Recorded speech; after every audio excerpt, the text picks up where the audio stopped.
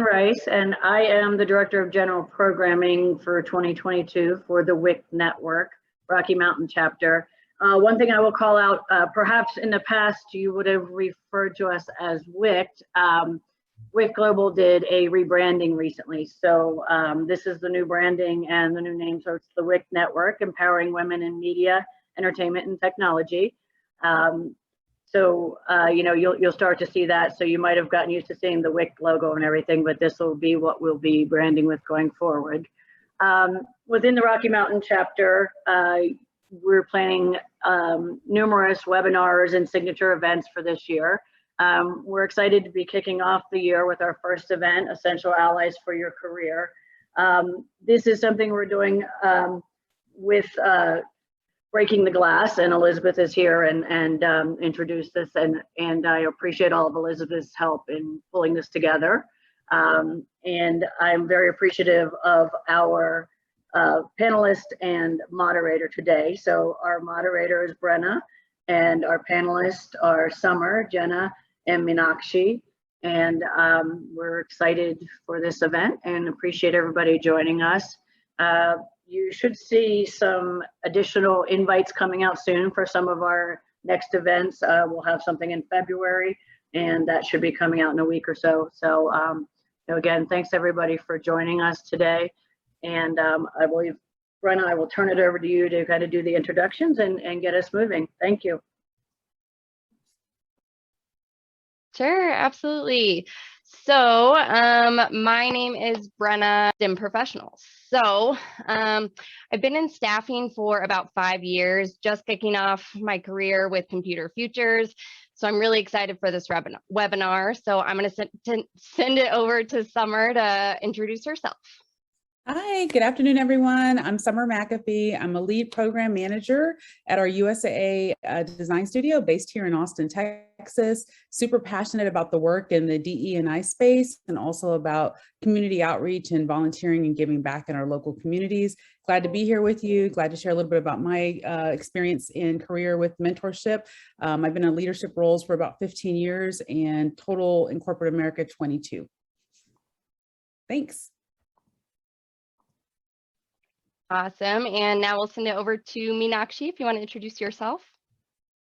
Absolutely. Thank you so much, Brenna, Elizabeth, and Karen. And good afternoon, everyone. Lovely to be here with all of you. My name is Meenakshi Iyer, and in my current avatar, I serve as a personal agility and self-leadership coach with my coaching practice, North Star Solutions and Services. I'm physically located in Virginia, and my career is split between 2 continents, if you will. Born and raised in India, and spent most of my life there, and moved to the US as an adult about 14 years ago. And so I've had to restart my career 3 times so far, and so there's a lot that I've picked up along the way.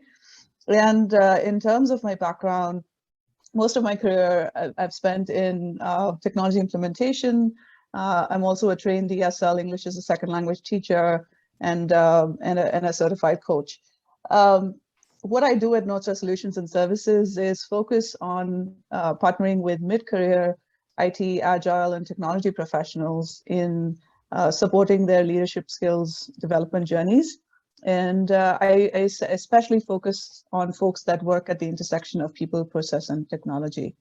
And I'm really happy to be here with everyone today and being able to share some of the things that I've picked up in my career, spanning different industries and cultures, spanning over about 23, 24 years. So lovely to be here with all of you. Thank you. Awesome, thank you. And last for our speakers, Jenna, we'll send it to you.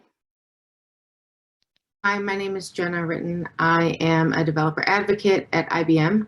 I am a non-traditional engineer in the space. So I moved from Detroit to San Francisco and went the coding bootcamp route, and then joined IBM through one of their apprenticeships. And so I basically, in all of my roles that I've had from engineering to advocacy, I lean on my network and my connections as much as I can to see how much I can bring support for opportunities for underrepresented groups and supporting DEI initiatives in any technical space that I'm privileged enough to have a platform in. So I'm always getting creative and then pushing it off on my leadership to get them to help support what I'm doing. So awesome. And then Elizabeth, I don't know if you wanted to do a quick intro for yourself in Breaking the Glass. Yes, absolutely. Thank you so much. Yeah, essentially, before we get started on our panel questions, I just wanted to say thank you to WIT for inviting us in for this session. You know, if this is your first event with Breaking the Glass, just want to give you a little bit of background about us. We are a CRS program within Sthree. Sthree is a STEM staffing agency, and we've been doing the Breaking Glass program for about 7 years now. It's grown from a grassroots Austin initiative into this national program with multiple partners, both corporate and nonprofit. I've been with the program for about 3 years, and it's been great. So if you're ever interested in partnering that with us or getting involved as a speaker, feel free to reach out to me. I'll be muting and going off camera in a little bit, but if you have any questions for our panelists at the end, you can either please put them in the Q&A box at the bottom of the screen under the talking heads, and we'll catch your questions then. Also, I'll be dropping some links to resources so you can get connected with our speakers and with us along the way, and I'll launch a quick little poll for you. But yeah, sit back, relax, and learn a lot from these amazing women. Awesome. Thank you, Elizabeth. Okay, so let's kick off the webinar by discussing the differences between an ally, a mentor, and a sponsor for your career. So Meenakshi, what are your thoughts on that? Yeah, it took me a while, I would say. It was not until recently that I really discerned the difference. And a lot of us, I think, especially early on in our careers, we tend to use these terms very interchangeably. What I have learned in my own experience and also running my own mentorship program early on last year is that one simple definition, if you will, is a mentor is someone that talks to you, is there to support you in your career development and in roles or industries that you're interested in. A sponsor is someone who's able to talk about you, who's in those decision-making roles and who's able to make those introductions necessary, or who is in position, has the positional power to make hiring decisions or project allocation decisions. And I find that an ally can be this third entity, or your own mentor or your sponsor can be your ally as well. And in my experience, mostly a one-line definition for an ally is someone who speaks up for you, regardless of whether you're in the room or not. And especially when they are with you and there's a need to stand up for you, or to either to amplify your voice or to speak up for you. So to me, those are the distinctions. Definitely. That's some great points there. Summer, did you have anything to add to that? I think those were really awesome points that she shared already with us. I think I would say is I too didn't learn about the difference of the 3 different type of supports you could have until much later in my career. So I just want to encourage anybody on the call who might be like, well, I just have a mentor. Don't feel like you're not doing great, right? Like, I mean, that's awesome if you started off with a mentor or you do have a sponsor, right? And you're continuing to build on that. I'm also a big analogy person, so I like to use analogies. So the thing I like to think about is you're in the driver's seat of your career, right? So you're driving the car, you should feel empowered. You should feel like this is an important thing. Don't make it number 99 on your to-do list, right? You should be a lot higher on your own to-do list. And then think about mentorship, sponsorship, and allies as people that are in the car with you, right? So you wouldn't expect one person to do everything. And that's really how I feel like they can also come on board and help you. So a mentor is that person. I think of it like before we had GPS, when we used to go old school on a road trip and you plot a map, you know, that's the person that's like, hey, we missed a turn, or hey, this might actually save you a little bit of time, or, oh, you know, maybe if we take this freeway, there's actually a really great other thing we could do, right? So they're the kind of person that's just giving you a little bit more guidance on where you're going. They can point out your blind spots. And then a sponsor is a lot more of like getting you into the room without physically being there. So it's a lot more about helping you in your career. Usually they're in a spot where they really can have some power and some influence over what happens.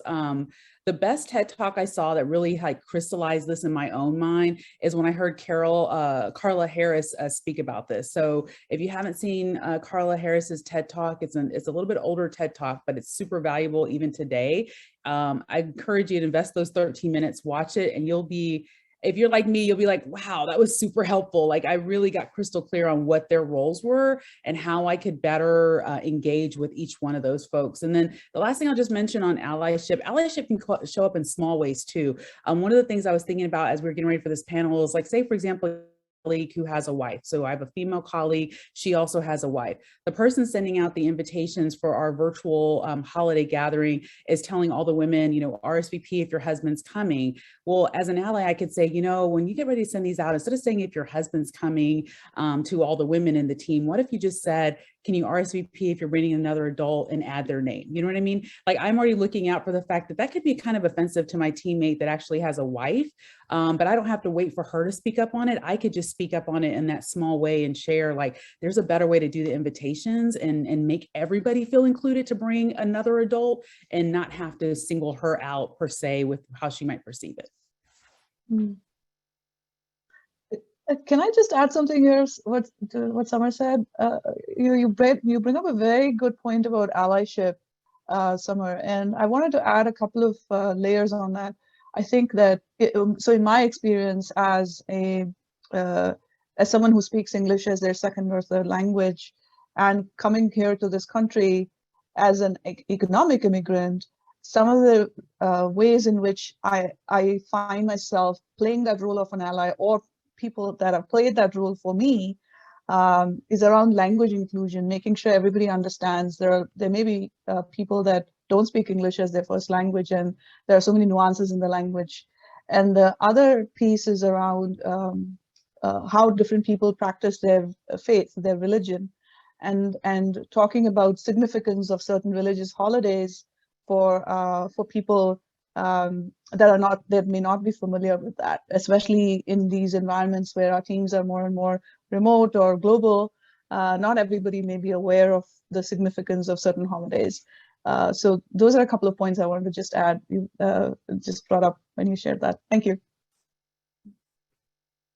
Yeah, no, those are some really great points. And you both touched on this a little bit, but Jenna, I'm wondering if you could maybe give us a better idea of what it looks like to be in a mutually beneficial ally, mentor, or sponsorship relationship, and specifically how we can go about setting expectations around those relationships.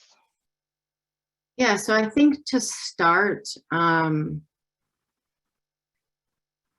lot of times it feels like these are things that we need to have and that we need to go out and seek them out. We need to be looking for a mentor and a sponsor and people that are allies. But a lot of times, at least in my experience, these are things that have happened organically. So these are people in my network that I've, leaned on and for learning purposes. So for instance, there's I'll say a colleague of mine that does similar type of work at Twilio, and I connected with her through a conference that was meant for early developers and really supporting non-traditional people in the tech space.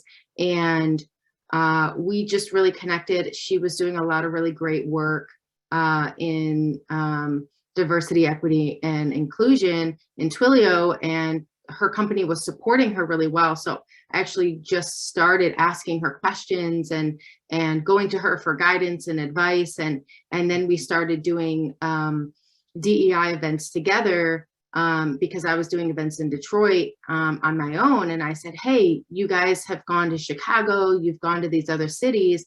Detroit needs support from Twilio too. So we started working together. And so we organically formed a really great professional and personal relationship where if I'm trying to lead an initiative at work, I'll schedule some time with her and I'll say, hey, you know, this is what we're trying to do. We really need to be going in this direction. You know, what are some things that you're doing at Twilio, and what are some conversations that you've had that have been productive? And so she organically became a mentor for me outside of my job, outside of things I was doing personally, outside of my company. So that's an example there. So and I've also learned from her too. So everything that we do together, I bring some of that back into my space and my role at work. So I make sure that anything that I do that's public facing, I introduce myself. I, introduce my pronouns. I share where I'm from, and to create a really open space rather than asking people about, things that might turn people off to share. I'll ask people to share a quirk about them or a fun story or something that they're interested in that people wouldn't know, so that everyone feels included in the space. And as far as sponsorship goes, again, everything's kind of happened organically. I've tried doing the reaching out to someone to ask for mentorship, and it didn't really work as well because it was something I was trying to formulate and build projects around for code review and get support that I wasn't necessarily getting on my team. And what I found is that when I followed things that I was interested in, I was able to connect with people. So the situation I'm in now, actually the job that I'm in now, came from a mentor that actually has become a sponsor for me. And I met her from going to a women's meetup in Austin that was being held on our IBM campus. And I didn't even know she worked there. But I immediately kind of connected with her, and I was like, oh, this is really helpful. I struggle with these things too. Do you think that, maybe I could connect with you after to help get more organized? And I'm kind of an exploding ideas person. So, to help get things aligned and be more strategic with anything that I approach and try to align it with work and my career and everything. So through our relationship, as she got opportunities where she needed extra hands to support, for instance, we had a project with the weather company where if you go to the Weather Channel app, there was like that COVID tracker on the bottom. So that was something that we were working on. And she reached out to me and she said, hey, I know the quality of work that you do and that your strengths are here and here. Would you want to come in and help me with this project? So she started leaning out to me, reaching out to me to have me help her support as a leader, get teams aligned, get data safely where it needed to go, and kind of step in as a leader in different spaces. And then she ended up getting a promotion and ended up getting headcount. And she said, hey, I've been wanting to steal you for a really long time. I finally have headcount. Would you want to come over? And I actually had been trying to advocate for myself and for a promotion for like a year and a half, almost 2 years on my team. And I had a lot of, the issue was I didn't have any technical leadership to see the technical work that I was doing. They just kept telling me to be more technical. So she was like, come over to my team. I'll give you the promotion that you should have gotten a year and a half ago. And I'll work with you as a manager to put you on track for the next promotion as quick as possible. And find opportunities for you to take on the responsibility of the higher roles you need to get there.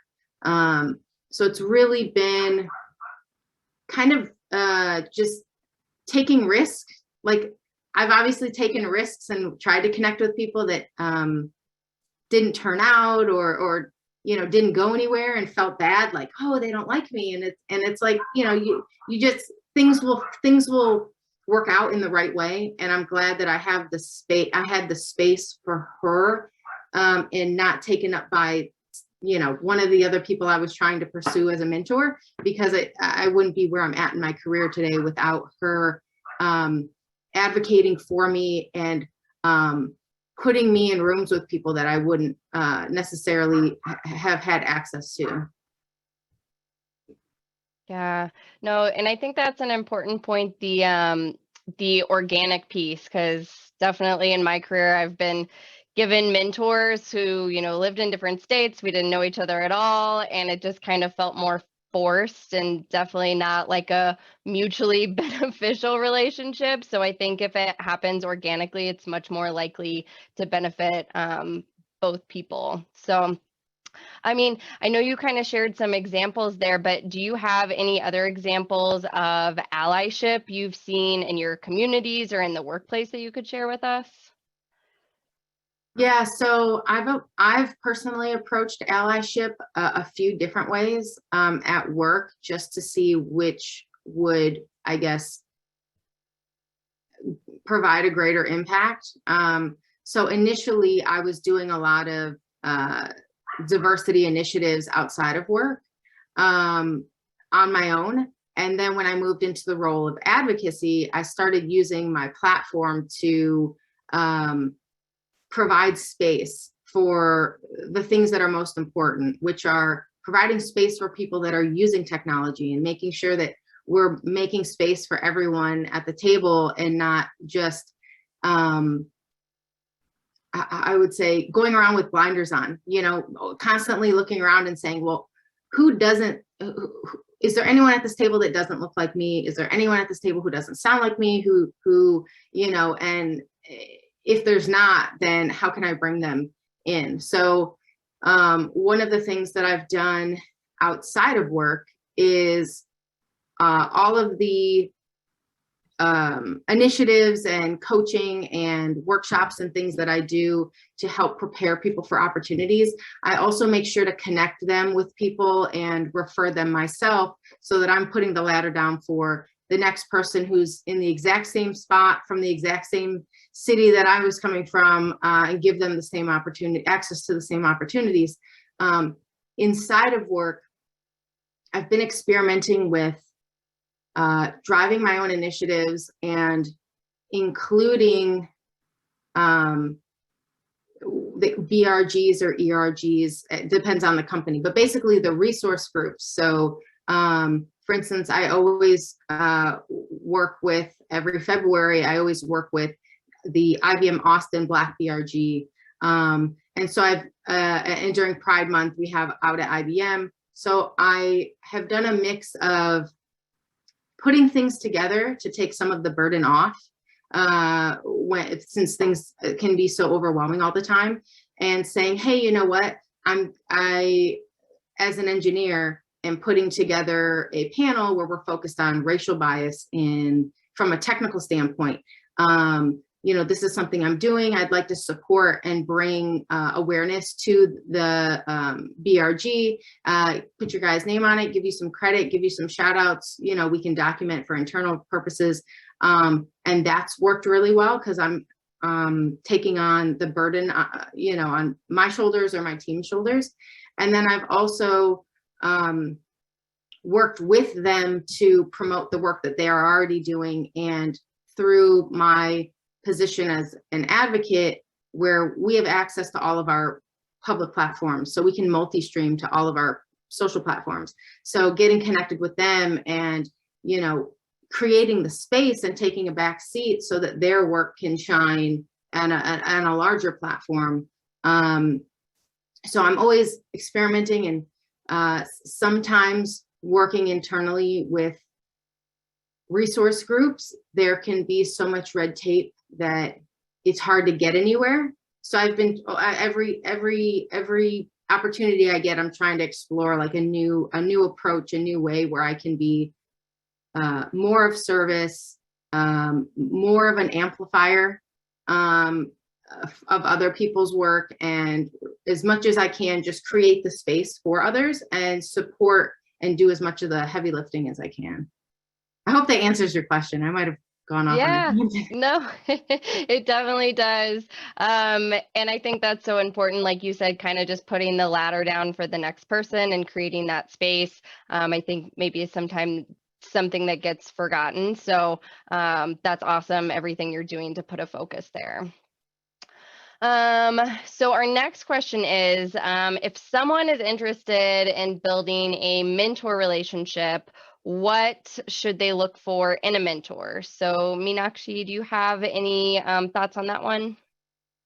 Yeah, certainly. And I made some notes here because I wanted to make sure I didn't forget anything. So a few things. One is, I wanted to call this out. Typically, we tend to look at others' professional achievements, especially when we're looking for mentors. So the call out that I want to make is look at what they do outside of work as well, and what is their lived experience. Have they worked for different? What kind of companies have they worked for, or organizations have they worked for? What are the causes that they're involved with? Do they have multicultural experience?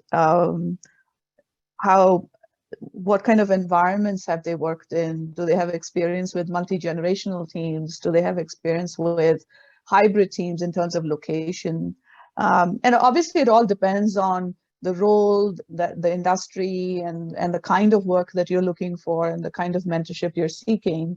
But to me, I would say it's not just the length or the tenure of their experience, it's also the breadth of their experience that I personally look out for.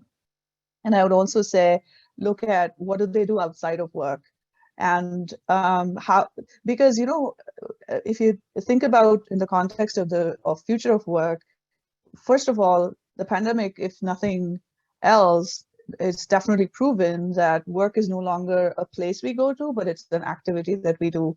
And given how things are, how chaotic our lives are, it's no longer really about work-life balance, but it's really about work-life integration.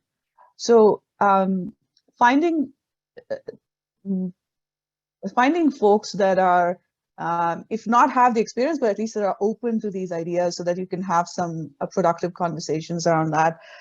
Those are important. And I think the other piece that I do want to call out is, it's not, you can find mentors within your workplace, within your organization, or you could find them outside as well.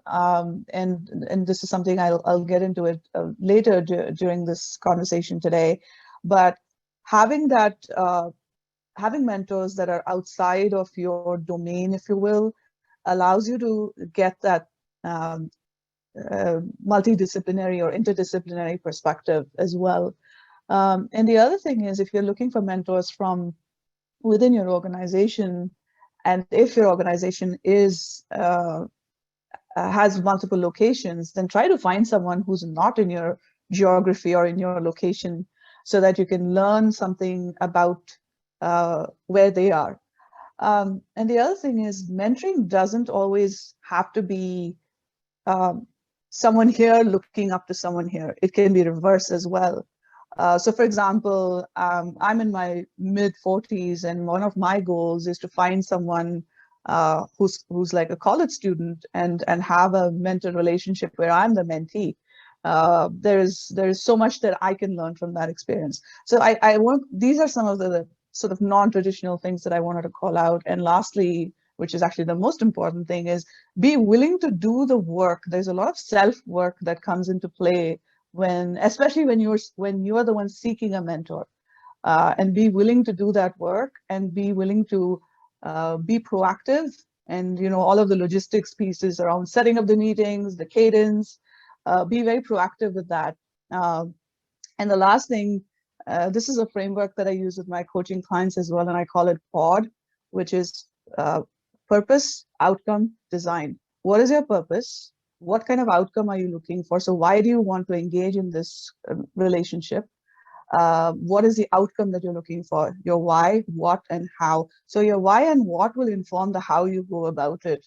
And a mentorship relationship, to me personally, it doesn't have to have a certain length at all. Sometimes you can have conversations, standalone conversations that can solve for that purpose, which is why clarity in your own mind around what are you seeking really and why are you doing this is extremely important.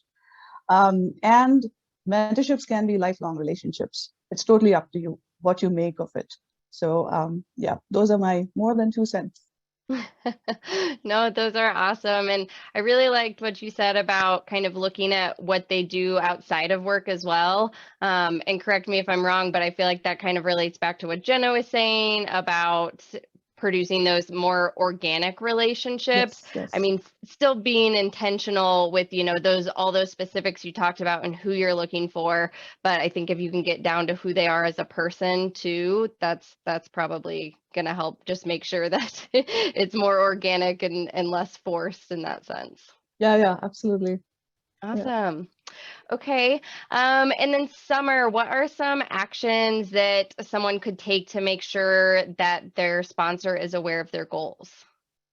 Yeah, so making sure your sponsor is aware of your goals is really key, especially because the sponsor's role is really to help you get to where you're trying to go, right? And so a couple of things I would share with you with your sponsor is you want to make sure your sponsor knows like what I call your high notes. So anything that you've done recently, like maybe you got employee of the month in your department, maybe you just saved the company $50,000 on the XYZ project. Maybe you just got, a really awesome award in the community for some work that you're doing volunteering. What I would say is you want your sponsor to have those sound bites, right? Because they're going to be in rooms and in places that you're not in, and you can't expect your sponsor to kind of like remember something from 6 months ago or a year ago. They've got their own career as well that they're advocating for, or people that report to them that they're advocating for. So what I would say is keep it fresh, keep it short, keep it impactful, right? So make sure that your sponsor knows what you're doing, give them some sound bites that really would add value if they were in a room that you weren't in, that they could share.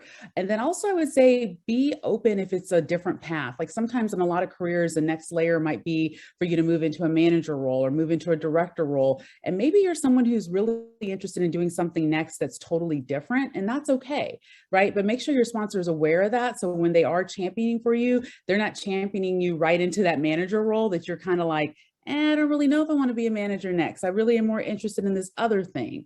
So I would just say, make sure that they're aware of that as well so that they can help you with that. So the biggest thing about that sponsor is just keep in mind, just like all of us, they're busy people. They've got direct reports. They've got, different things that they're on as well in the community. So the more you can keep them updated on what's like the wins in your life, the better opportunities that they could potentially share your way.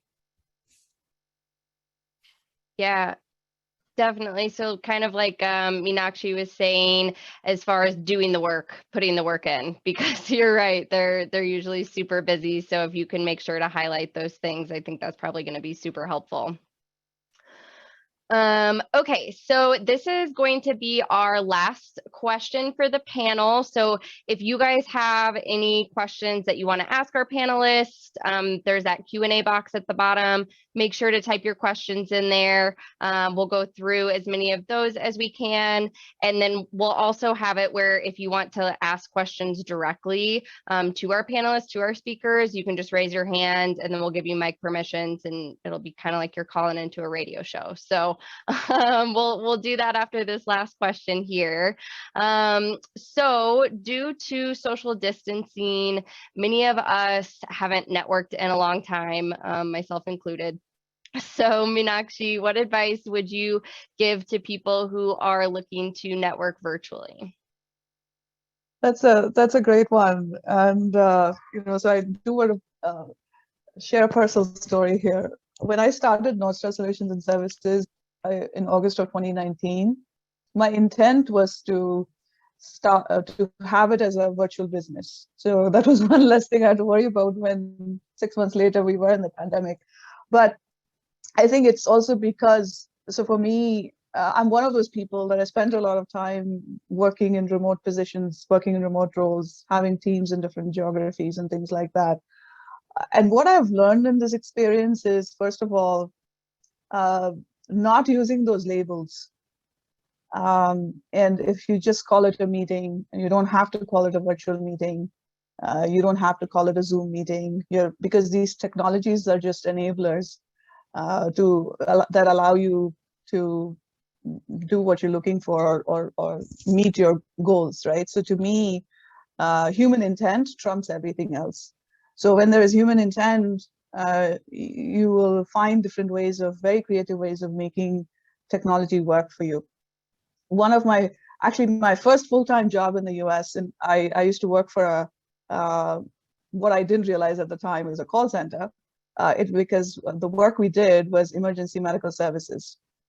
And all we had at the time, this was 2010, all we had at our disposal as staff was the phone, the fax, and your computer, the email. That's it. We did everything from emergency air evacuations all around the world to making sure that this was for a health insurance company, all our members got the care that they needed, regardless of where in the world they were. And we did all this in abiding by all of the regulations. The point I'm trying to make is we didn't know we couldn't see them. We only had the phone, our email, and fax to make all of this work. And our goal was to bring people back home safely. So taking that in the virtual world, a few pointers.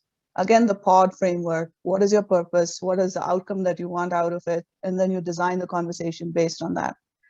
Being very intentional in the outreach that you're making. What is the purpose? The other thing that I want to call out is what I call the say-do gap. What you say versus what you do. And the gap needs to be as close to zero as possible. So please mind the say-do gap. And I think that becomes more, it's highlighted in a virtual world because there's a lot of trust that goes into these, like us showing up here, right? So there's a meeting that is set up, we make a commitment, and we show up. And I have not met any of you in person until today, or I haven't met you at all, right? So, but we're all here. So the commitment that you make, so your word is your bond. So when you do that, when you make a commitment, making sure that you're there. So what you say and what you do, they really need to be aligned. And I think the other piece is every interaction is a learning opportunity. And so you may not, so going in it with an open mind, with a lot of curiosity, genuine curiosity, and a lot of respectful curiosity, I would say, because, questions can have a lot of undercurrents depending on the tone, the choice of words. So being really genuinely and respectfully curious, going into interactions with an open mind. The other thing that actually just came to me, this was shared by one of my mentors in one of the, and he had heard this in a networking group that he was a part of, talked about this concept of give, got, get. So what do you got? The American phrase of what you got. So what do you have that you bring to the table? And what do you want to get out of that interaction? And what do you want to give? What do you want to offer? What do you come with? What do you want to get? And what do you want to offer?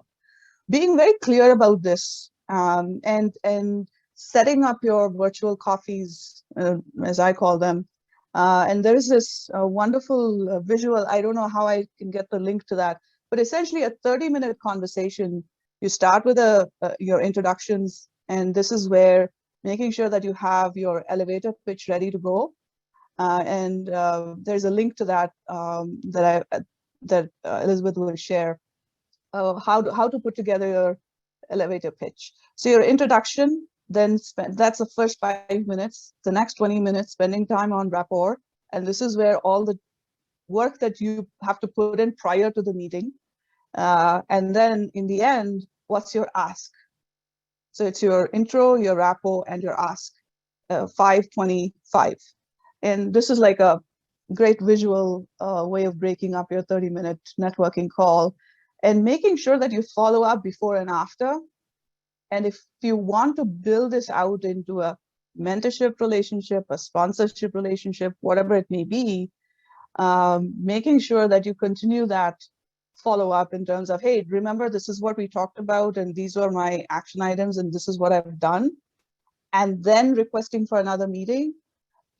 So you've given the proof that you've done the work, and then now you're requesting for more time. And with the open mind that the other person is going to say no, and that's perfectly fine, and then finding a different alternative to keep up that conversation.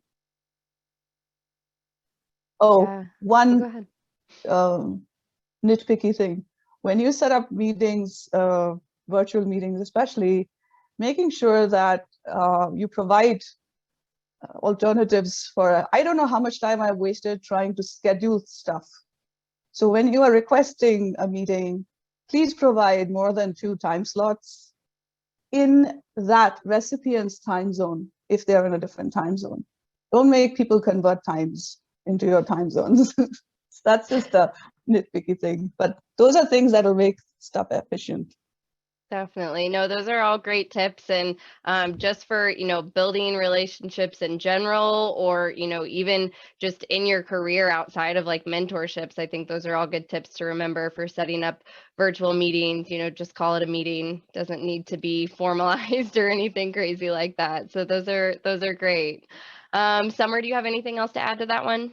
Yeah, I think we got some really great helpful tips. The thing I would add, and any of us that are more on the base of being introverts, we've all realized that in this virtual networking and spaces, there is no back table in the back corner of the room, right? So if you go to a virtual networking event and you're in a breakout session, guess what? At some point, they're going to call on you. At some point, you're going to be the person that's like, oh, it's your turn. So what I would encourage you is just to, one, give them a try. So if you've kind of like someone who hasn't been going to very many or kind of never is really doing them, consider giving it a try. And then the second thing is if you are more on the introvert side, is preparing a couple of really good broad questions that you could ask in a breakout room. For example, one of my go-to questions is, what's recently sparked joy for you?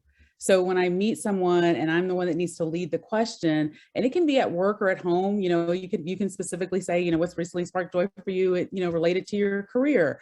What's recently sparked joy for you in general, right? Sometimes I'll ask it that way. But that's a good way to get away from just, name, title, where do you work, where do you live, right? Because like that's kind of super boring. And for my I'm kind of like, okay, check the box, right? But I'd rather know a little more about you than that, right? And so asking and having some questions and coming into the room with a couple of questions prepared, because, as someone who's more side, I hate it when I go into a working room and they're like, just mingle. My brain's like, what? Just mingle? Like I need to have something to mingle with. So I would just say, and prepare yourself, have a couple of questions that are go-to for you. And then also encourage you, try to go to a couple of things that are outside of your comfort zone. Go to something that you've maybe never gone to before. If you've never been to anything in your city with the chamber, maybe try a chamber event just to give the Chamber of Commerce a try. Maybe meet some new people that you don't normally get to see in your current role.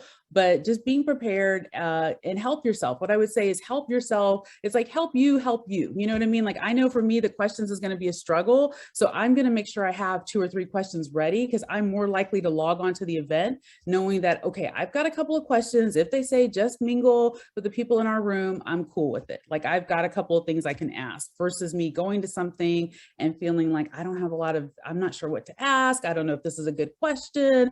And then I'm in my mind all wrapped around, versus like getting to connect and getting to know people.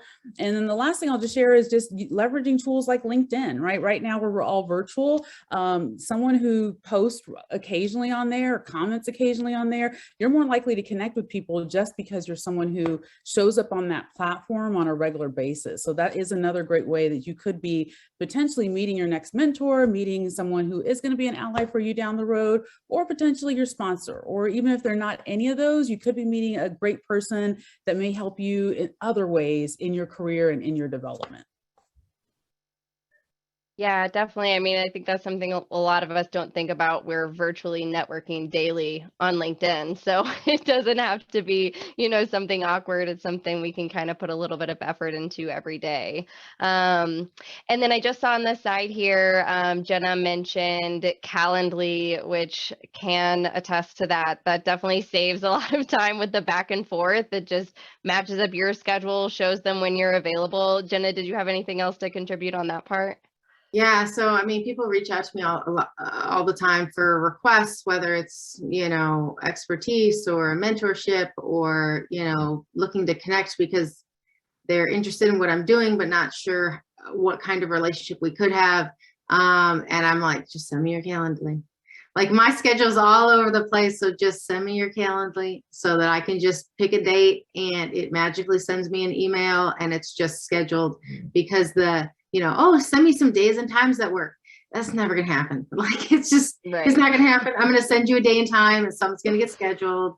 And then I'm not gonna, also it's people will schedule things and neither person will send out a calendar invite.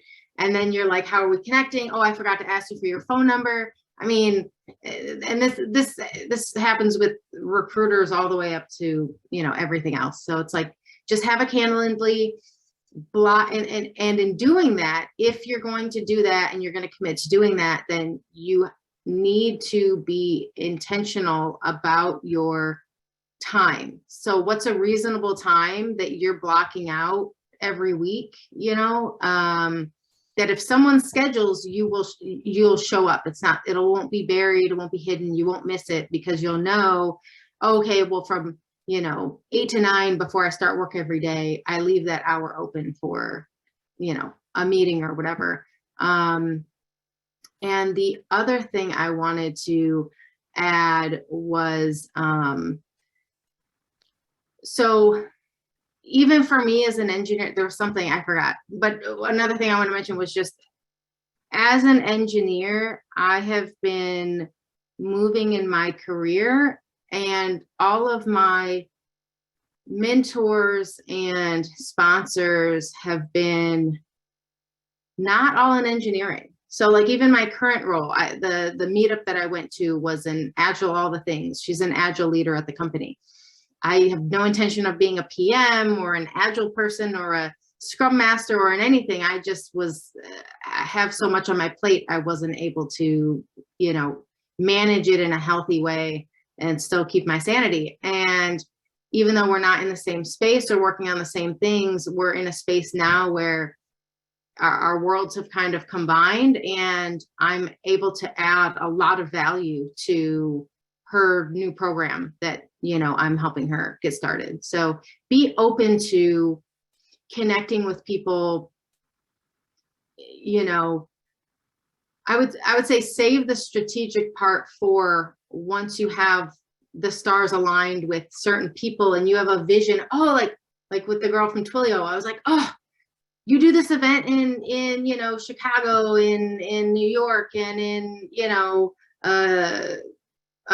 Indiana, like states that don't have as many companies supporting like the local community. You should come to Detroit. Like all the things I was planning, they just kind of aligned. I would say be open because you won't be able to find those places where the stars align without leaving space for it to happen organically. Definitely. No, those are some awesome tips. And I saw you already answered a few questions for us on the Q&A. So if we have time, maybe we can loop back to some of those and you can kind of share those answers with the group.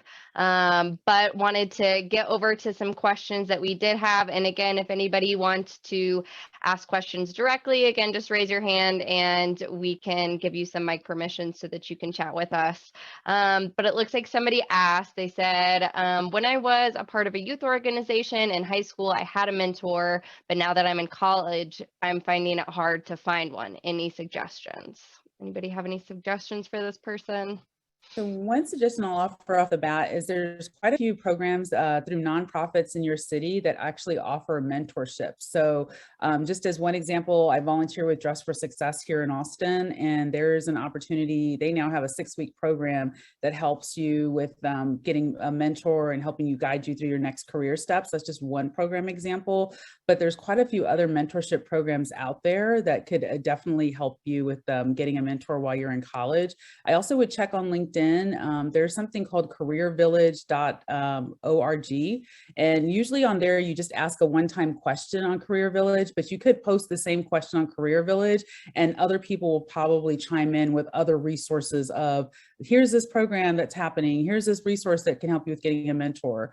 And the last thing I would just share with you is if you are on LinkedIn, consider making a post. Consider just writing your own post like, hey, I'm looking for mentorship. But remember, with mentorship, you should always have something you're looking to grow in. So you might want to not just say you're looking for a mentor. I'm looking for a mentor because I'm looking to grow in X, Y, and Z. Have at least, 2 to 3 areas that you're looking to grow in. That way someone could respond to you who maybe is an expert in that area, or they could tag a friend or someone that they know in their network that would be a great potential mentor for you. So those are just a couple of ideas. Yeah, those are great. And it looks like Meenakshi put a couple of links in the side chat there. Meenakshi, anything else to add to that one? No, LinkedIn, absolutely. And the website that I put in, they focus on international students primarily to help them with employment on their OPT visas and things like that. But their content is applicable to all college students, and they have podcasts and webinars and stuff like that. And I wanted to also tie back to what both Jenna and Summer were saying, and in using LinkedIn as a tool. I set up and ran a mentorship program for mid-career women in technology and agile last year. The entire thing was virtual. We had 11 mentors paired up with 11 mentees. So there were one-on-one mentorship program. It was virtual, and everyone, I did all of it through LinkedIn. So the mentors were all folks from within my network. It's all through LinkedIn. I put that out on LinkedIn. The applicants came through LinkedIn. LinkedIn is a great, powerful resource. Of course, you have to use it wisely. It can also become a quick time suck very easily, but it's a great resource to connect and also to learn from people. So this is the other piece I want to call out, is that you don't, and especially those of us that are maybe introvert or maybe unsure of how to approach it, you can just follow people on LinkedIn. Don't even have to connect with them, and their content will start showing up in your feed, and there's so much that you can learn. I've learned so much about the DEI space, for example, just by following certain people. They don't know I exist, but I get the benefits of all the work that they put out there. So, yeah. I have 2 things. I remembered what I forgot. So piggybacking on the LinkedIn part. So one thing that I started running a lot of workshops on and do, it is strategically and so beneficial that I run LinkedIn workshops with like Ford Motor Company, and like just, in addition to what I do just as to support their, for instance, Ford Motor Company's women's group. Like I run workshops with them through a connection that I met doing the work that I do outside of work in the community here through my meetup groups and nonprofit and everything. So LinkedIn is really powerful. And the one thing that nobody does, that at bigger conferences, they've experimented with different like tags and tools and apps and things, is you meet all these people and you forget to connect with them. So the one thing that I always encourage and make time to do whenever I'm doing anything is create the space for people to connect. Post your LinkedIn in the chat, everybody connect with each other, because the probability that you'll connect with this person again or be able to remember their name, I mean, it's not going to happen. And when there's a meeting of the minds of 20 or 30 or 40 people, that's that many more people that are now in your network that are first connections that you can reach out to and say, hey, you know, I met you at this thing, or with things being virtual, being like, oh, I attended this, you know, we connected on LinkedIn, you know, I wanted to follow up with you because I saw you're doing this, or I saw your company's hiring, you know, I wanted to ask about this, or you have expertise in this area and I'm trying to learn. And the other thing specifically for college students would be, again, keeping an open mind, and really, I would say, take a few minutes and really sit down and ask yourself, who are the people that I'm interacting with the most? Obviously, things are a little different with virtual.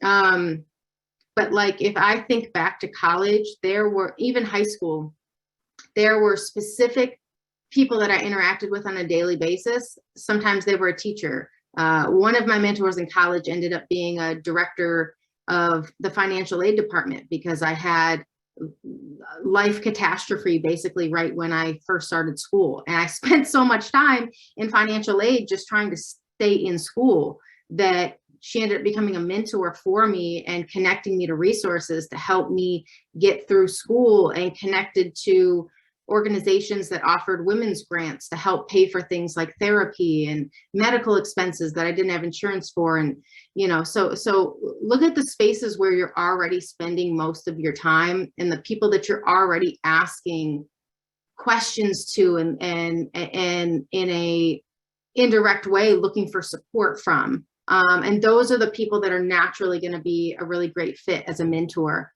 you know, to start. Perfect. And then I just want to hit on our last two questions in here really quickly. I saw Jamaica, apologies if I'm mispronouncing your name. You asked, is it expensive? And I'm not sure what that was in reference to. So if you want to put in the chat what you were referencing, we can follow up with you after the meeting on costs of specific you know, programs or webinars and help you out there. And then we do have one more. It says, how do adults find allies, sponsors? As adults, historically, people of color have been in some ways left behind in management roles and need sponsors.